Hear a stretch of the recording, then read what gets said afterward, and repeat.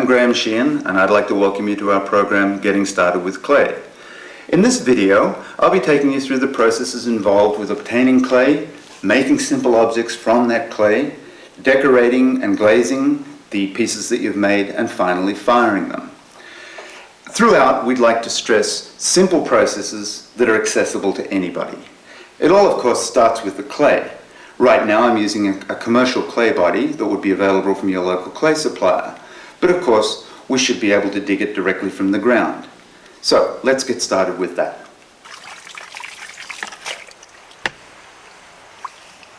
This is my assistant Marcel.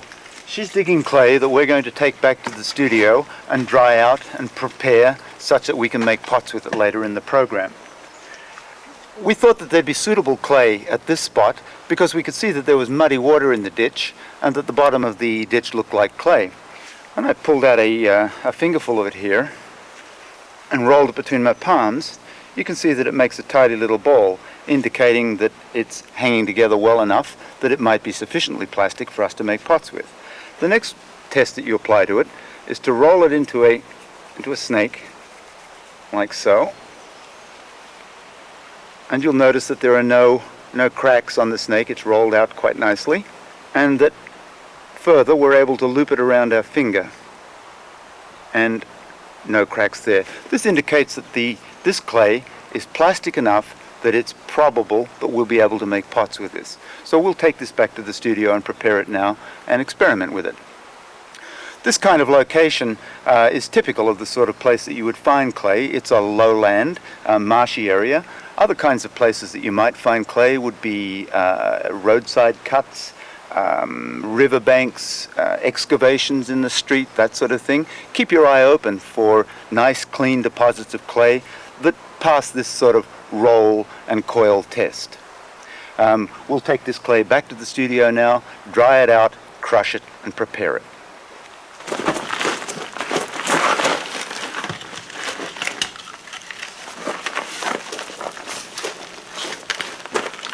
We're now going to shovel the clay that we got from the stream side out onto this board and let it dry for a few days now so that we can break it up into small clumps.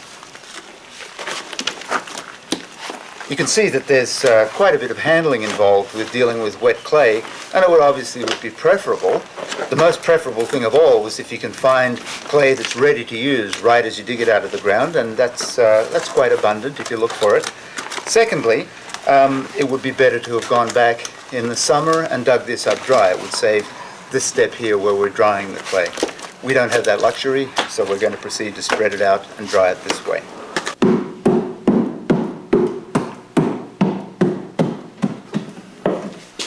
It's always wise to wear a dust mask when you're working with dusty products. Not good to inhale this stuff. We've been drying the clay for a couple of days now, and I'm just pounding it up to break up the clods of clay and to find any foreign objects that happen to be in the clay we've dug here. We've got a pine cone and some stones and twigs, etc. So we can remove any of those that we can see, so that we end up with a pulverized texture, mostly clay, like that. The idea now is to scoop it out of here into sufficient water.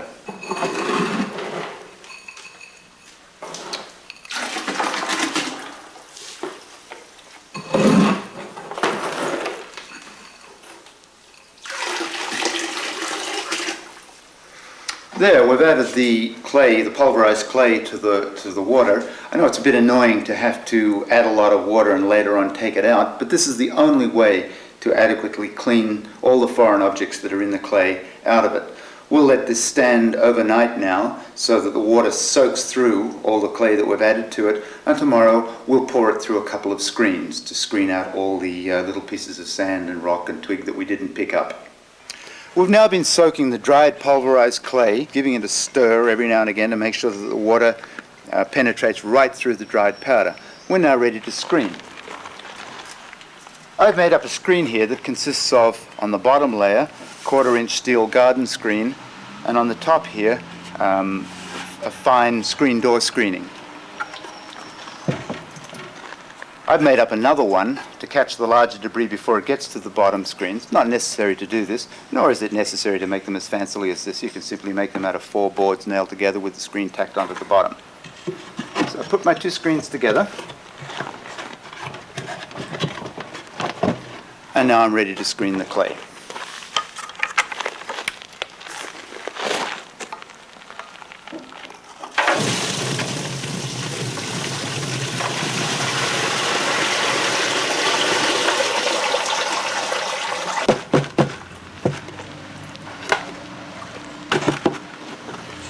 And so we're left with this debris in the top screen.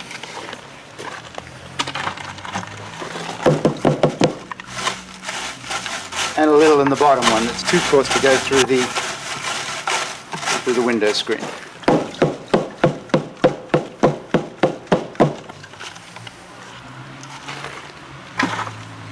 So what's in the bucket now has passed through a window screen. What we've got to do now is leave this to settle for a couple of days until we can skim some of the water off the top, and then we'll handle it a little further.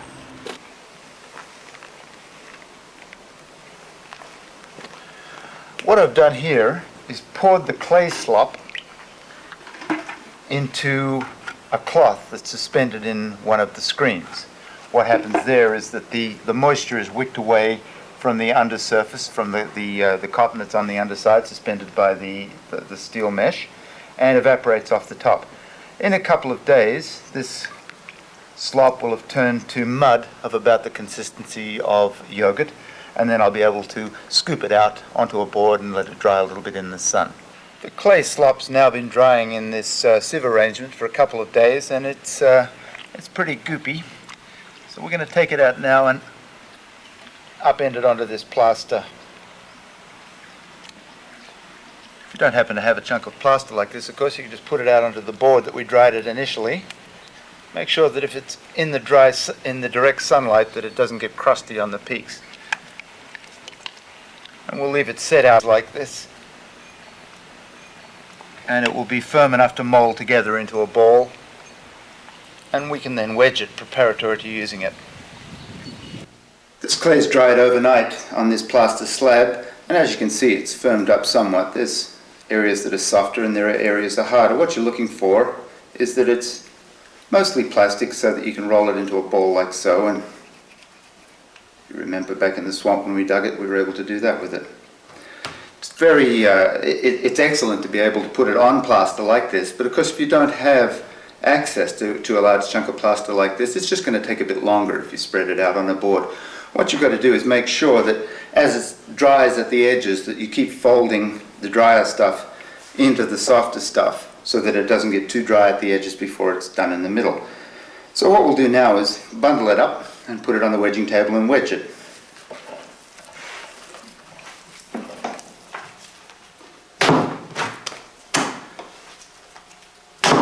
What I'm doing here is known as wedging. What we're looking for here is to mix the clay to an even consistency throughout. The way that I'm doing it right now is to just cut it, double it, cut it, double it, etc. You do that half a dozen times and it'll be really well mixed. A rather nice way of wedging that throwers use, and they have to be more particular about their wedging than hand builders, is this. 30-40 strokes of this and the whole ball will be a nice consistency throughout.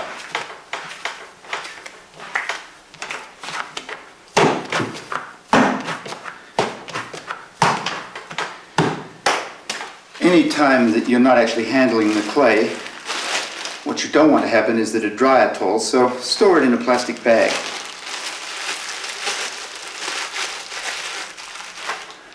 Most clay you dig yourself will be low fire clay. I'd recommend that your first firing you aim for about 1,000 degrees Celsius. We'll show you later how potters measure these temperatures.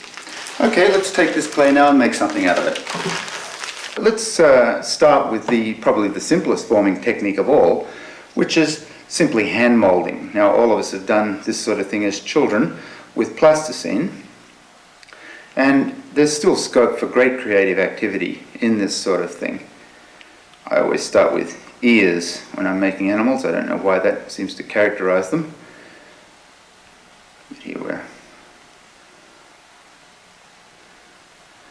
looking down towards a rabbit.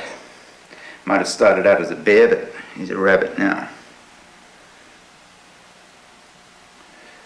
A little tail at the back.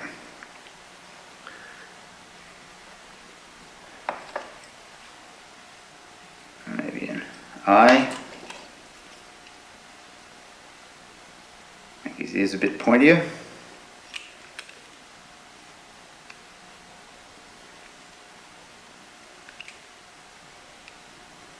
And so on. I won't bother to complete this guy. Just leave him at that stage, but maybe to make a few points about him. The first thing to note about successfully firing some object like this is that it's got to be perfectly dry before you put it into a kiln.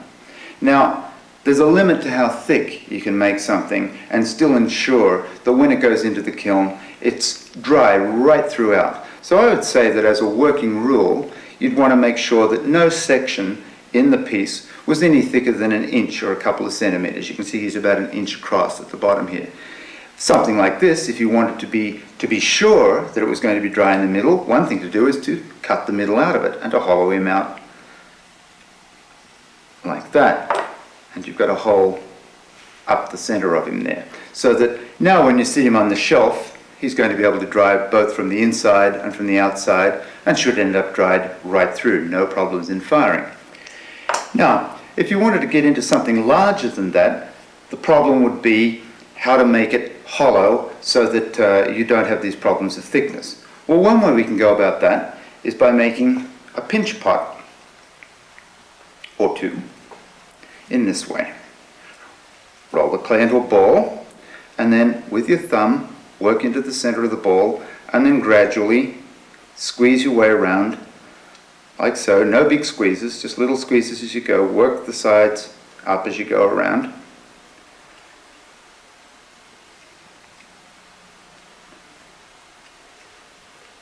Until you've hollowed this into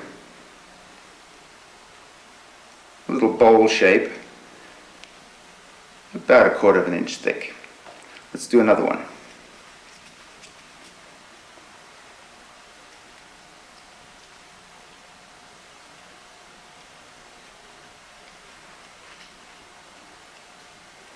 Which we'll check for size against this guy. Okay, they look pretty good. Okay, the proposition now is to join these two halves together. Now this clay, I've just picked it all from the same ball. It's all pretty much of the same consistency, so there's really not going to be any difficulty joining these. But just to be sure, we'll go around the edge and we'll upset the edge of it with the point of a stick like this. Same on the other one, just so the clay can work more into each other, so the two halves will join. Press them together like so, and then work your way around that seam, pushing from one side, then the other, until you've worked all the way around.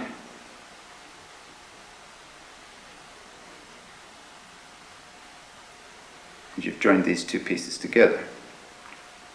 Okay, well now we've got quite a fat little spherical shape that's in fact hollow and no part of it's any more than 1/4 of an inch thick.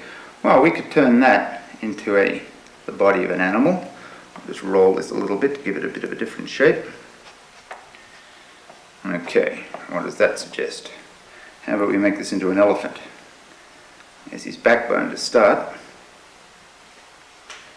Okay, we'll make him a head.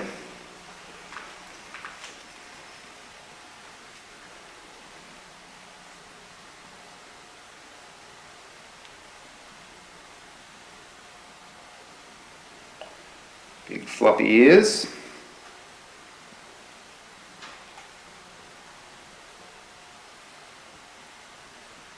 A bit more for the trunk.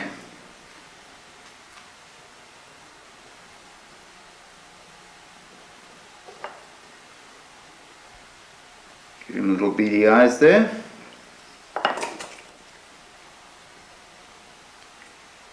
Cut a mouth at the back.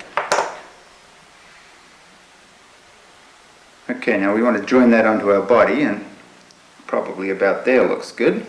So, always with making hand-built stuff, The problem that I've encountered over the years, kids making stuff particularly, is that it falls apart as it dries because one piece is not joined in well enough to another. You just can't take something like that and poke it on and hope that it'll stay there. You've got to do a bit more than that. You've got to scratch and score like that. Same thing on the piece that's going to join.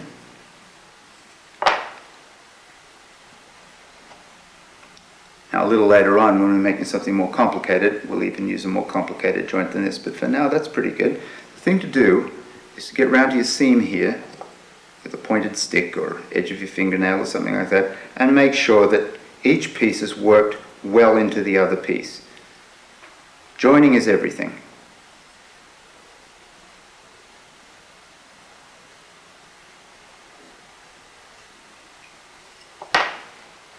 Okay, there's most of our elephant. All he needs is some legs now. This is a young elephant. He doesn't have any tusks yet.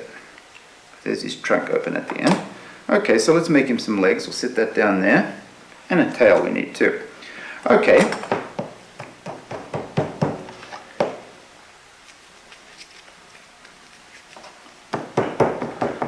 Let's flatten out some pieces here.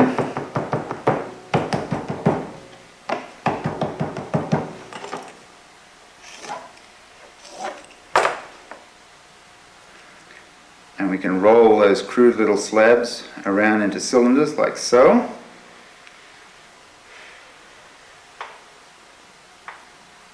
That's one elephant leg.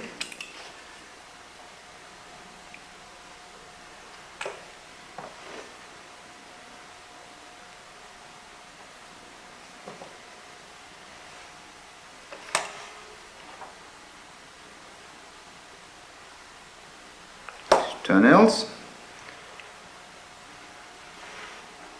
Okay, there's his forelegs. Let's join it onto the body now. So we decide that we'd like a leg there, there, there and there. Now being careful because this is hollow, we'll scribe a crisscross at each of these places.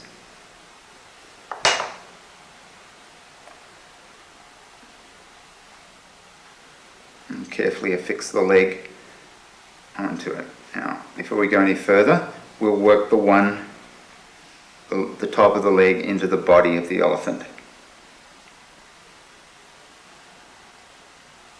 Otherwise they'll fall off as they dry. The idea is that you're trying to make it consistent right the way through so that it's just one piece really.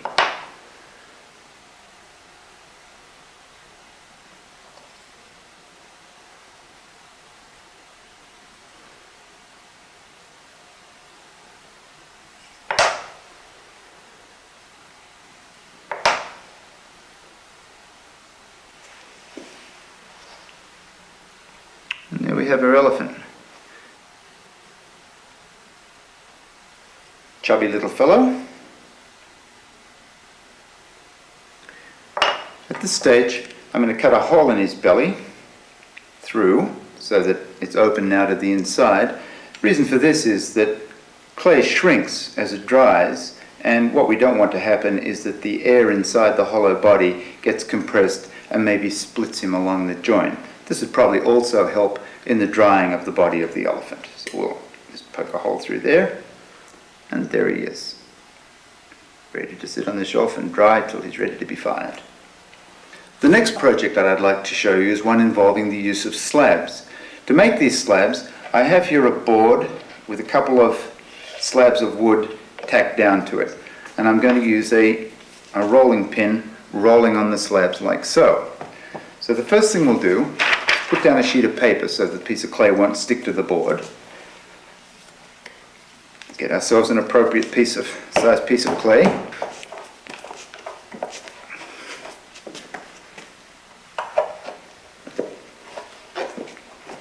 And roll it like so. Now, if it starts to gather up onto your rolling pin, just put another piece of paper on top and keep rolling.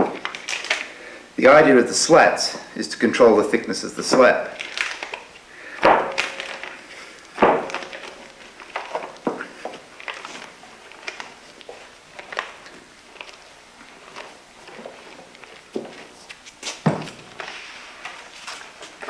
There's one piece we can set aside.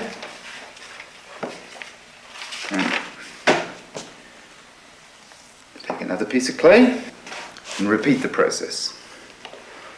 Okay, here we are with two flat pieces of clay. Now the piece I'm going to make now is a weed holder, like a wall hanging weed holder. So the first thing you'd want to do is decide on the shape of the back piece. And let's go for something like that. So we cut off the excess.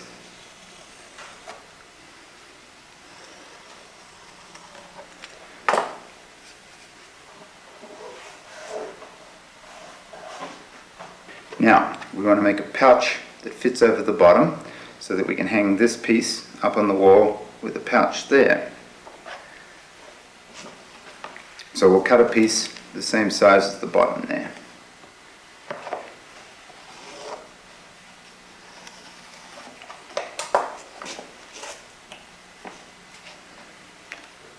Looks pretty good.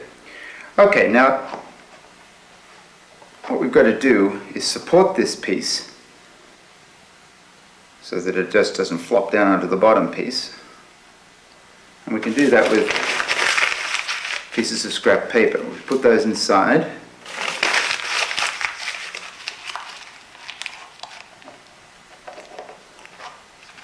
We can use them to hold up the body of the piece. Now if we stick our finger in there a bit, we can use that to push the clay up a little. Get it to form around the paper and join it around the edge.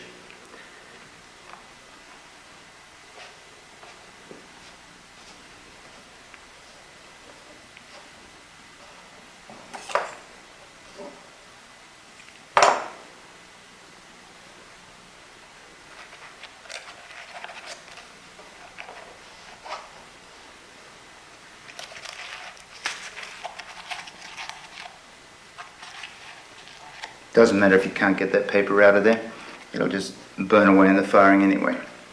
Okay, you can now use these surfaces to embellish in any way you like. You can scratch with a stick, you can add little pieces. Maybe it'd be nice to add a flower to the front of this, so we could do that by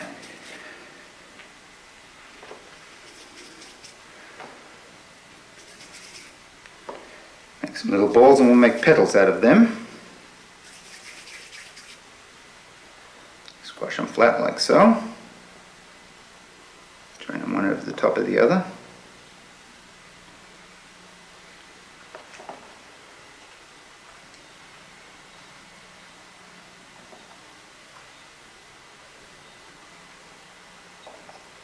Central piece.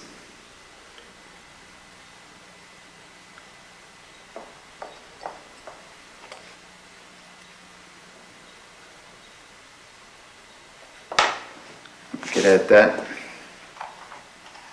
up here. Now again, if we want this to stick to the bottom piece of clay, we can't just plop it on and hope it'll stay there.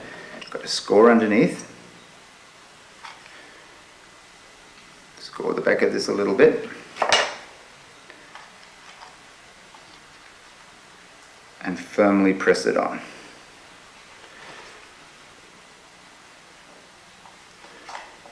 Similarly, you can make the joining around the edge as decorative or as not, as you please. You can use the end of very simple things to make patterns like this. At the end of a stick.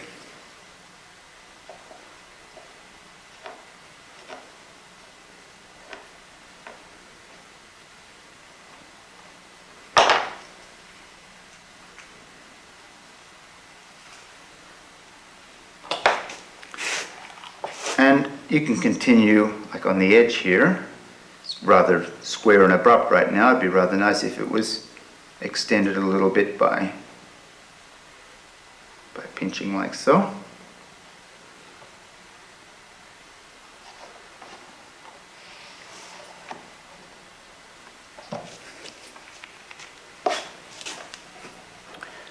Let's roll ourselves a coil here. To successfully roll a coil, start with your hands together and roll from the center out, spreading your fingers as you go. I'll attach that around the edge, like that.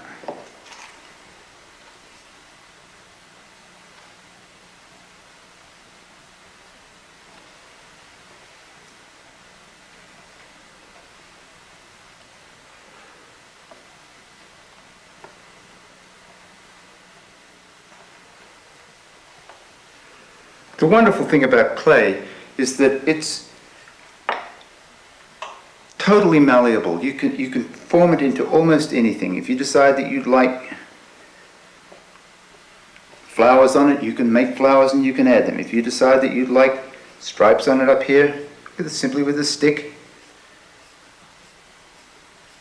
it's got stripes. If in the end you decide you don't like the whole thing, scrunch it all up, start again. And last of all, we'll put a hole through it so we can hang it on the wall.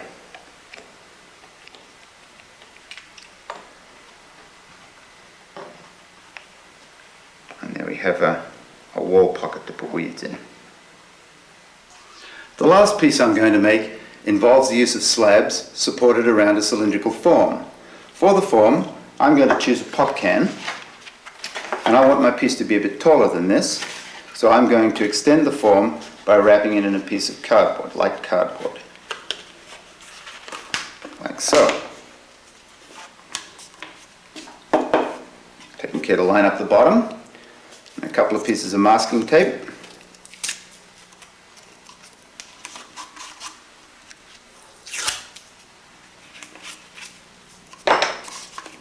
And there's our form, ready to go. For this piece, I'd like to use a larger slab than the slab in the previous piece. So I'm going to put a piece of cotton cloth over my rolling board. The reason for this is that the clay is less likely to stick to cloth, especially if it's a larger surface. Okay, here's our piece of clay. I'm going to pound it out with my fist to spread it out as far as I can that way so that I can save a bit of rolling energy.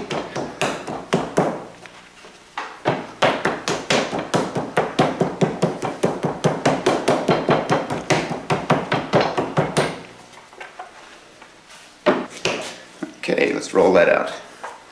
Starting from the middle, rolling towards the edges both ways.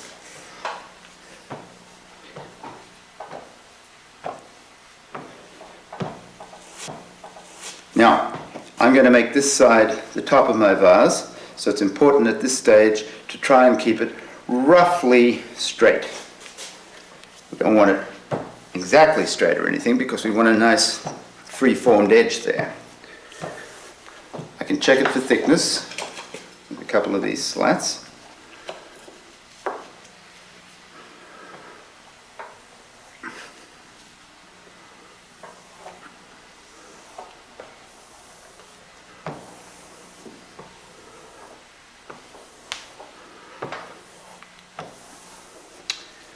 Okay, there we are, ready to go.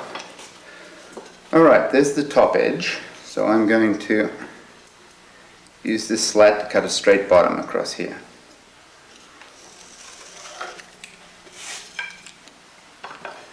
And this will be the edge that I start to roll from. Just check at this stage that you've got enough slab by rolling your form around and making sure that it stays on the piece you've got.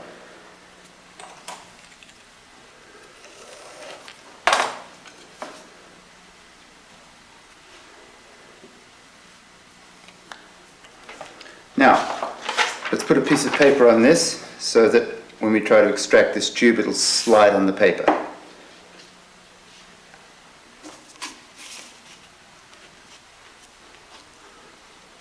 Tuck the paper back so we don't have any excess.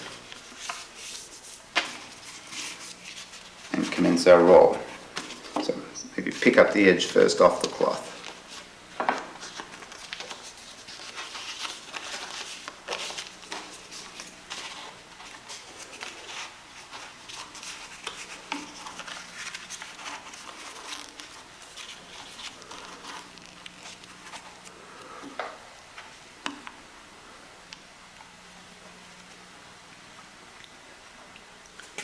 Away we go.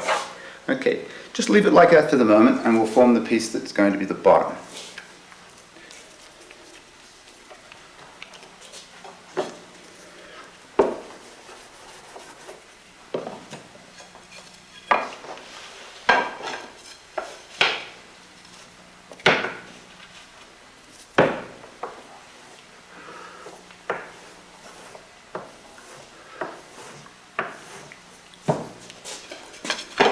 Okay, now we can pick the piece up, sit it on the bottom,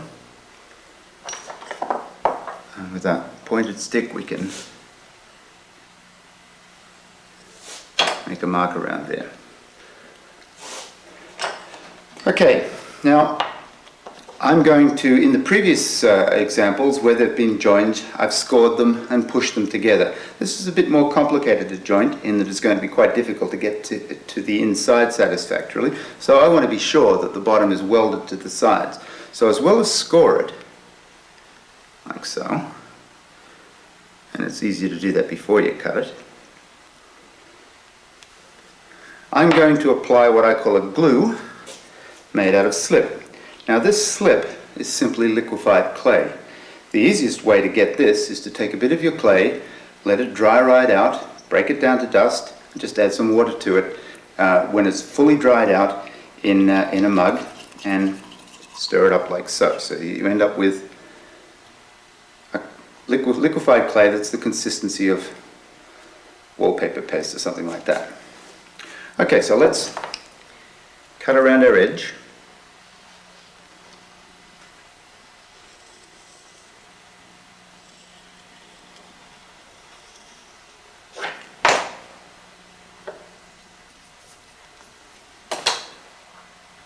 We'll just check it's free from the cloth, put it on a dry spot, and apply the slip.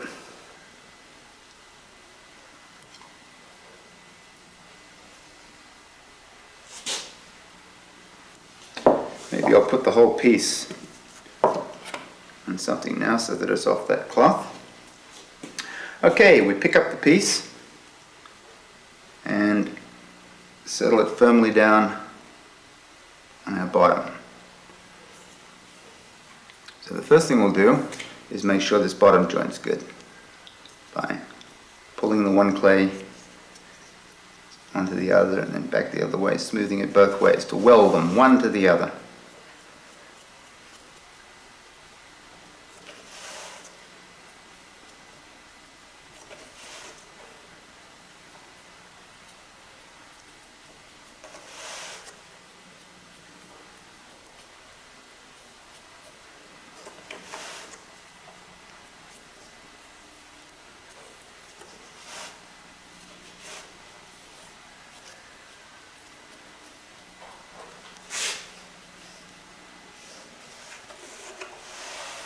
Okay, that's the bottom attached to the sides. So we've now got to make this joint here so that it holds together during drying and firing. And you do that before you pull the interior support out. And we'll do that and texture it at the same time. And I'm going to use a small stick and push the two sheets of clay together at the edge like so. Now, this is working because the clay is quite soft. If you find that you've got to leave your clay till it's a bit stiffer before you can handle it, then what you'd have to do is curl back that edge, score it a little, and put some slip in there as well. Okay, and we can pull the can and cardboard cylinder out gently, being careful not to squeeze with this hand and make finger marks on our piece. And there we are. And we can pull the paper sleeve away from the inside of the clay, and out it comes. Now, on the inside, you can see that the back side of that lap joint, and it would be as well now to just support it on the other side gently. We're not trying to make any marks on the outside, and bring those two together so that you've got an excellent joint at the top there. At this stage, any further alterations that you want to make to it, you could extend this top by pinching it, say, and making a bit of an irregularity and a little flare at the top, that sort of thing. We could make an addition to it.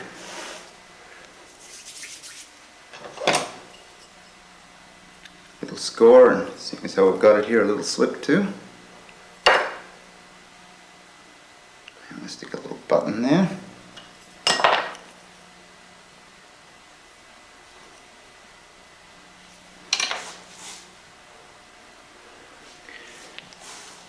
Now if your hand-eye coordination is really good, you can reach inside with the stick, and supporting it gently on the outside, you can just take a little bit off the inside wall and deform it down onto the bottom and really reinforce that bottom joint.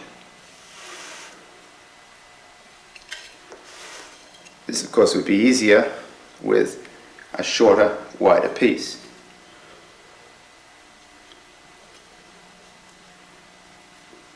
But I had daffodils in mind when I was making this.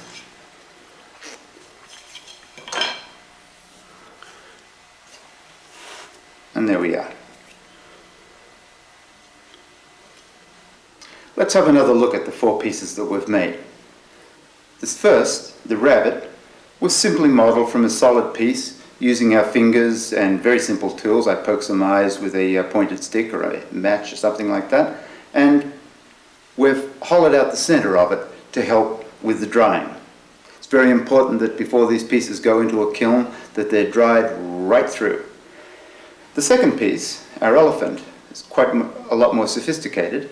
It started out as 2 oval-shaped pinch pots which were joined together at the edge that formed his backbone. We then rolled some little slabs into cylindrical forms and very, very carefully joined them to the body, welded them right into the body. Similarly, we modelled the head from a solid piece, and taking good care to score the back of the head and the front of the body, welded the head to the body. There's our elephant. The third piece, the weed wall pocket, we used 2 slabs which were joined around the bottom here, welded together, and then the impression of the texture around the edge would have helped with the joining. We've added a coil to the top which we've impressed as well. We've added texture to the back. We've pinched out the lip of the pocket here so that the edge has a softer look to it. And finally, we made up a rosette of a flower and added that to the face of the pocket. The last and most complicated piece was formed from a simple slab rolled around a cylindrical form, placed onto a slab base, joined, in this case with slip, because we have a complicated join there and we want to be sure that the top and the bottom stay well together through the process of drying and firing. We've formed a join up here by impressing once again, and we've added a little piece there. Similarly, we pinched the edges out to give a bit more flair and finesse. Using these techniques, clay can be just about anything you conceive it to be. You're limited only by your imagination. If you're interested in pursuing further more complicated projects, I'd refer you to my video, Beginning Hand Building.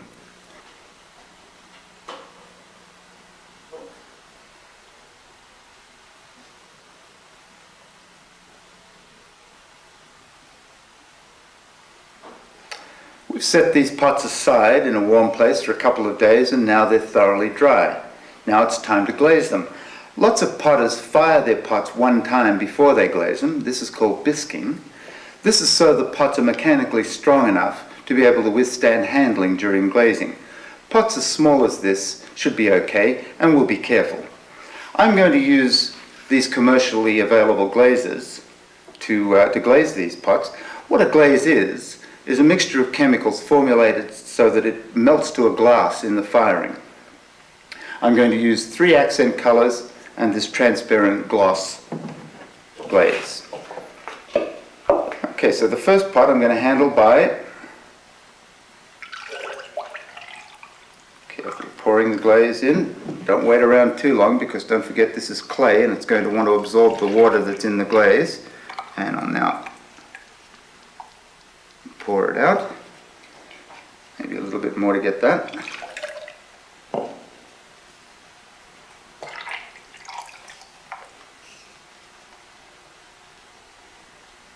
I made a bit of a mess there that we'll clean up in a minute. Okay, so I'm not going to do anything else to that pot beyond clean up the spilt glaze. And on this one, I'll add some colour. Let's go for green with the paintbrush. These glazes are formulated to be a brushing consistency, so if you find yourself wanting to pour and dunk, you may have to thin them out a little bit.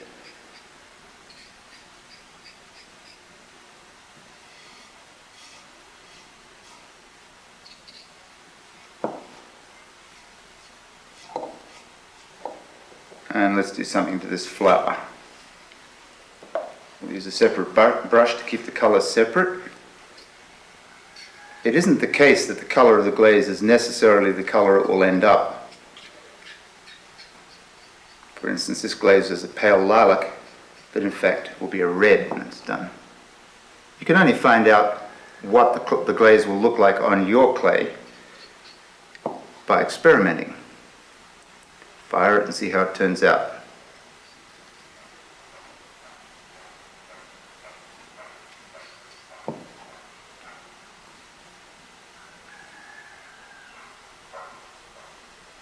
My recommendation is that you use rather less than more glaze, especially to begin with, until you've found out what it is that you like and don't like about your colours.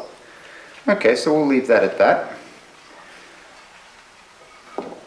And last of all, I've been promising myself I'm going to paint this elephant yellow. So that's just what I'm going to do.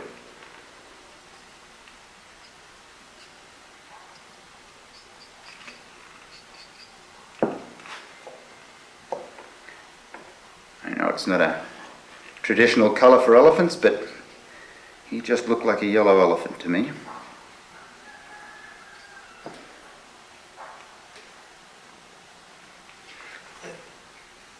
These glazes that are commonly and widely available in pottery supply stores and in hobby stores have been formulated to mature at low temperature, which is the temperature of the clay that we're using. It's important that the glaze, the clay, and the kiln all be chosen with each other in mind. No point in aspiring to high temperature if you can't fire it.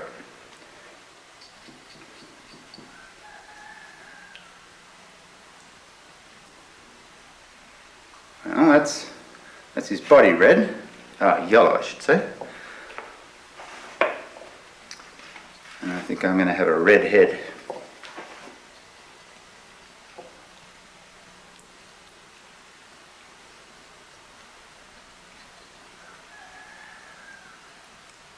Careful to not put any glaze on the underside of things where they'll be sitting on the floor of the kiln or on the shelf, because they'll just stick to it like candy apples.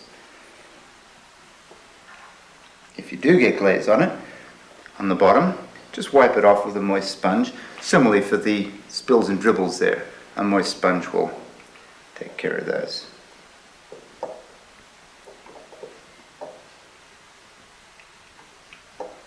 Well, there you go, that's a colour scheme to face the world with.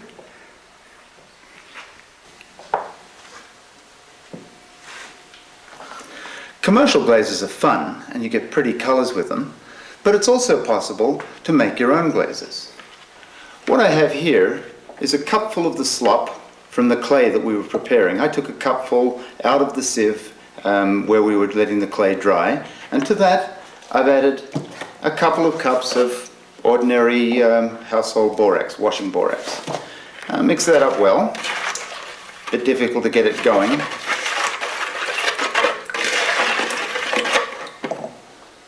And now I'll spoon some of that into a little pinch pot I've made.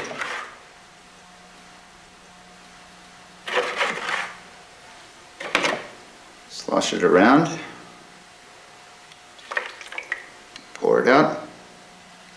And I'll put that in the kiln with the rest of the pots for an experiment. Okay, now I'll go and finish glazing the rest of the pots, set them aside to dry for a couple of days till they're good and dry, and then we'll fire them. This is an electric kiln. You could choose to fire your pots in a kiln such as this. Most potters have kilns like this, and quite often schools and community centres do as well. Basically what you do, put the pots inside, close the lid, and then gradually turn up the heat by means of the switches that come on the control panel. It's important to observe the operating instructions that come with kilns like this. It's not necessary, however, that you have an electric kiln. We're going to build our own simple kiln from quite humble materials, demolition rubbish.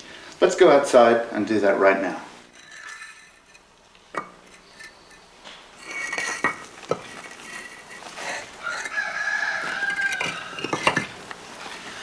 Here we're building the base of a simple wood kiln. We've started with a row of concrete block, and now we're putting down a subfloor of bricks.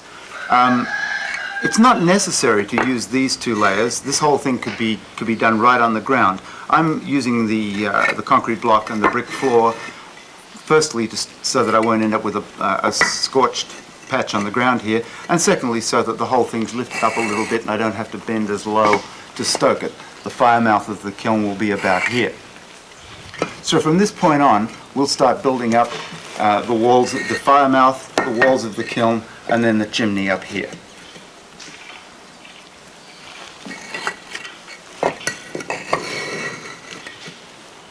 At this stage, we've laid 4 courses of bricks above the floor level here. These bricks here, which are loose, are resting on these bricks here and here, which are inset a little bit. These are the hobs where the fire will actually rest and burn. The ashes will fall through into here, the ash pit where we can rake them out. This area here is the firebox where we'll be loading the wood. The top of the firebox, which forms the floor of the kiln, is formed by simply butting bricks across that space like so. They'll be held in place by the weight of the bricks above them. So we could continue now to lay this, the top of the firebox.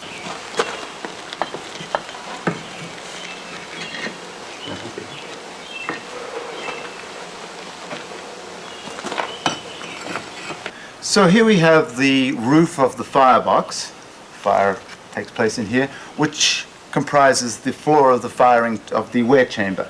It seems a bit rickety at this stage because it's just butted up one to the other, but by the time we've got the rest of the kiln built above it, the weight of the bricks there will hold all of this quite steady and stable.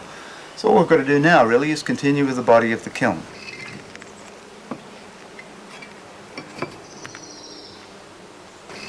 Note that the laying sequence results in an interlocking pattern for the bricks. At this stage we've finished the body of the kiln proper.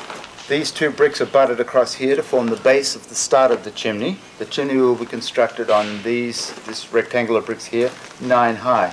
Marcel is butting the bricks end to end across the top of the firing chamber. This constitutes the lid of the kiln. So we'll just continue on now and build till we've completed.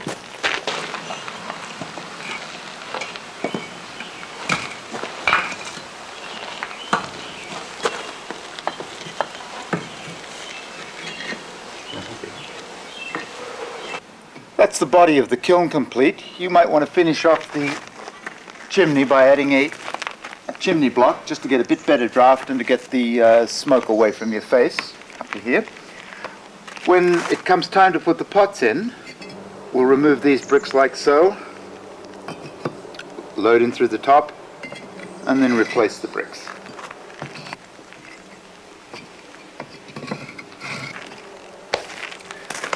And we'll start the fire in here, in the fire mouth, with a brick or 2 removed on the floor, and then continue with the firing. Okay, let's load the kiln and proceed. Marcel is now loading the glazed pots into the kiln. Before she closes the lid to the kiln, we'll place a pair of these cones inside the kiln on a little tower of bricks such that you can see them from the peephole that you've left in the wall of the kiln. It's on the other side and we'll show it to you later.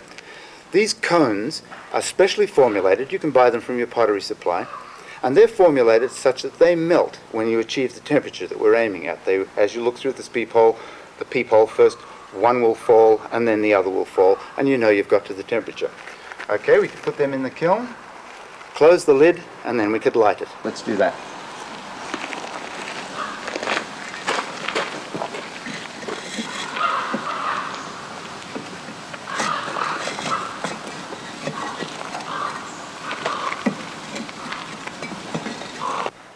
Here we are ready to light the kiln. First thing I've done is taken out the first 2 hearth bricks which were sitting here. The reason for that is so we can light a little fire in the opening of the fire mouth. Later on we'll want to increase the size of this fire, but especially for the first hour or so, the important thing is to have patience and keep this fire small. You don't want the fire to be too fast, because what will happen then is that the water in the pots that are inside will turn to vapor and the pots will explode. Now, before I light, I'll take this piece of newspaper, light it, and stuff it down the chimney. The reason for that is to induce the flow of air through the mouth of the kiln. Once that's happened, I can light down here and we're off. So let's do that.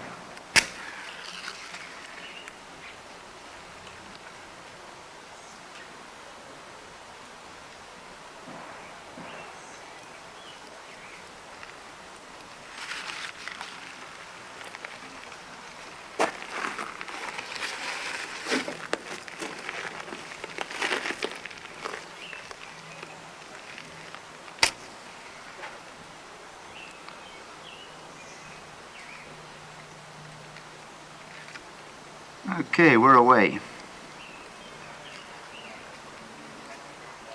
So now we'll just tend this little fire and keep it going till we've thoroughly preheated the kiln. We've been firing now for about the last hour and a half, maintaining a small fire down here in the front of the fire mouth.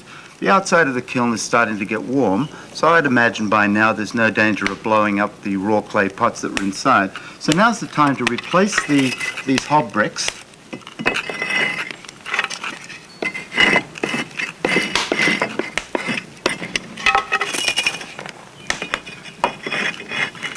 And to continue firing now on top of the hearth, letting the hob serve its function of the ashes dropping through the slots that are indicated on your drawing.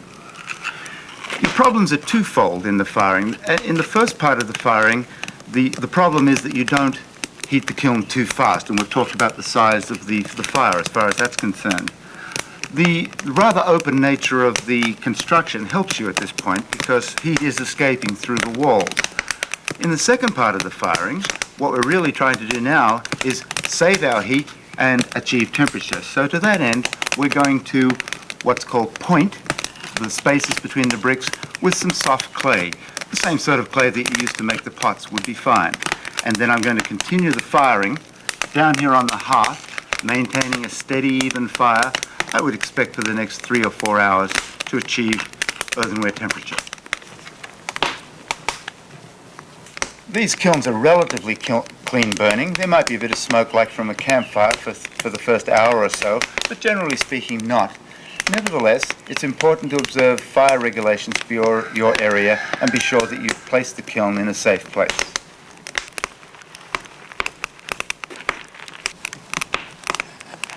We've been firing for around 4 hours now, and the cones are just beginning to tip. In another 20 minutes or so, they should be down. What you're looking for is that the cone that was vertical, the last one, is tipped right down to the 3 o'clock position. That indicates that the temperature has been achieved. When that's done, we'll finish the firing and we'll block up the fire mouth there with some loose bricks so that it doesn't cool down too quickly. And in the morning we'll open it and have a look at the results. Even after potting for 20 years, it's always exciting to open a new kiln. These bricks are now cool enough to touch, so I'm going to take the top off and we'll see what the fire's done with the pots that we put inside.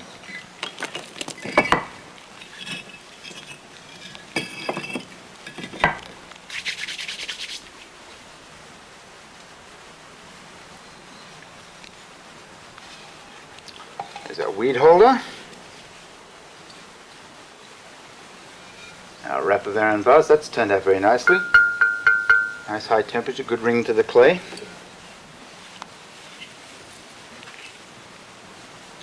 Little pinch pot, quite an elegant little thing. The rabbit.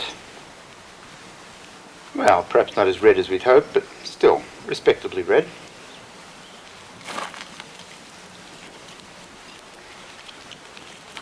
And a suitably festive elephant. Lovely yellow colour to him. Very hopeful looking fellow.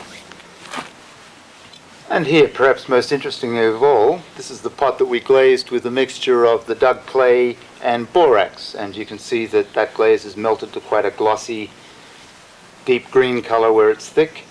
And this pot was right at the place in the kiln where the fire enters up the back wall here. And you can see that the fire's done some quite attractive things with the clay, deep red here to grey there.